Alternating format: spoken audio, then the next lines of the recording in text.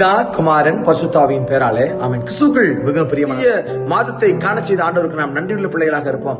இந்த மாதத்திலும் கூட ஆண்டவர் தந்த வாக்குத்தத்தமான இறைவார்த்தை எசேக்கியேல் தீர்க்கதரிசி எழுதின புத்தகம் அதிகாரம் 16வது அதிகாரத்திலே 60வது வசனம்.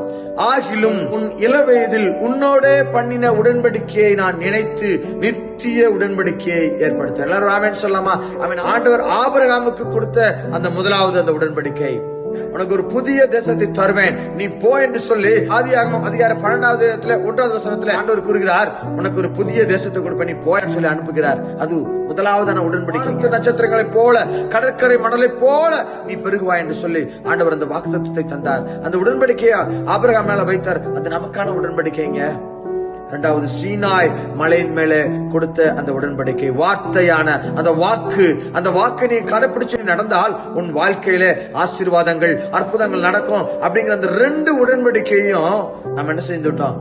மறந்து போனோங்க. உண்மைதானாங்க. எத்தனையோ நாள் நம்ம ஆண்டவரை நம்பாம, நம்மளுடைய சிந்தனைகளை நம்பி, நம்மளுடைய பொருட்களை நம்பி, நம்மளுடைய பணத்தை நம்பி, நம்மளுடைய காரியங்களை நம்பி, அந்நிய காரியங்களை நம்பி ஆண்டவரை நம்பாம, நீங்க ஆண்டவரை நம்பாம எந்த காரியத்தை நீங்க நம்பினீங்கனாலும் அது விக்கிரகம் தான்.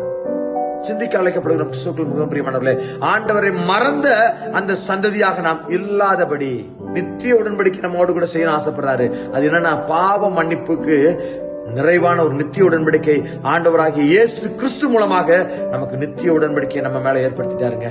நிறைவான வாழ்வுக்களாக உங்களை நடத்தி சொல்வாருங்க.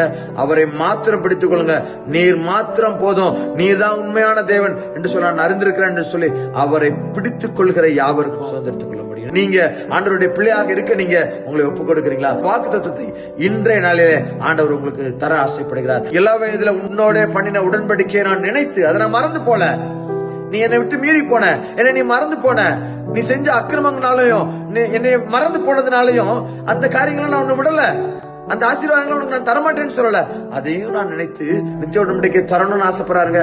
அதுக்கு நீங்க ஆண்டவர்கிட்ட உங்களை தர ஆயத்தமா இருக்கிறீங்களா? ஆண்டவர் மாத்திரம்தான் உண்மையானவர் என்று சொல்லி நீங்க நம்புகின்ற பொழுது நித்திய உடன்படிக்கைக்கு பங்காளிகளாக, நித்திய உடன்படிக்கைக்கு உரியவர்களாக நீங்கள் மாறுகிறீர்கள். கர்த்தர் தாமே நம்மோடு கூட நித்திய உடன்படிக்கையின் மூலமாக நம்மை நடத்தி நிறைவான சமாதானத்தையும் நிறைவான சந்தோஷத்தையும் நம்ம வாழ்விலே தந்து நித்திய உடன்படிக்கைக்குள்ளே நம்ம நடத்தி சொல்வாராக.